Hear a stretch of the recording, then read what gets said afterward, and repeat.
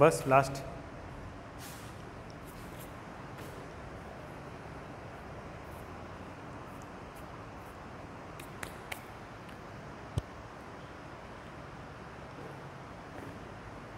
So hello class 9th students.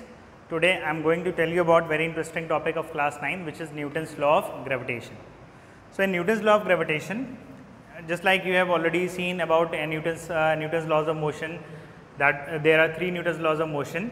So this is Newton's law of gravitation. This is also called as Newton's 4th law, but you will not see in books that it is Newton's 4th law. But we can call it as Newton's 4th law because it is very important in basics understanding of motion. So now we are continuing the Newton's law of gravitation. Newton's law of gravitation connect relation about two mass bodies. That let there are two mass bodies m1 and m2 which are separated r distance apart, like sun and earth. Like sun and earth, you can take example. So the earth is having a force of sun as well as sun is having a force of earth. So in similar manner, these mass particle m1 and m2 are attracted by a force which is directly proportional to the product of masses. So why I am saying the product of mass is directly proportional to force? Because more the mass, more will be the force acting on them, because as you know that the formula of force is mass into acceleration. So force is connected to the mass. So more the mass, more will be the force of attraction. But as you know, when the distance between these mass particle increases, then you will experience lesser force. So we can write force is inversely proportional to the square of separation of its distance. So there are mainly two factors. First factor is force is directly proportional to the product of masses. It means that force will depend on both the masses, m1 and m2, the mass bodies which are acting together, and the force is inversely proportional to the square of distance between them. So if we combine these equations, so on combining, we will get a formula like F proportional to m1 m2 by r square. So if we eliminate this proportionality sign with equal to sign, if we are eliminating this proportionality sign with equal to sign, then always a constant will occur. Mark my words, when a proportionality sign is eliminated and it is eliminated by equal to sign, then a constant will occur, and here the constant is marked as g. So the formula will become F is equals to g m1 m2 by r square. So according to Newton's law, the force acting between two mass particles is directly proportional to the product of masses and inversely proportional to the square of distance between them. These are two main factors, and this is Newton's law of gravitation. So from Newton's law of gravitation, we have find out the formula which is F is equals to g m1 m2 by r square. So as you know that W is equals to mg, but here g is acceleration, and it is called as acceleration due to gravity. But this g is not acceleration due to gravity.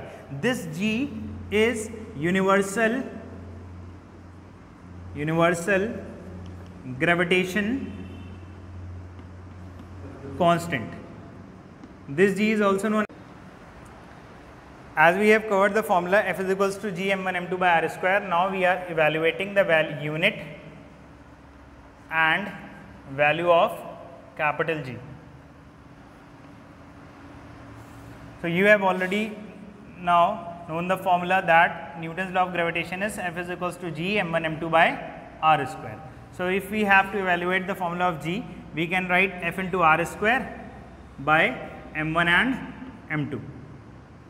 So the unit of G will be,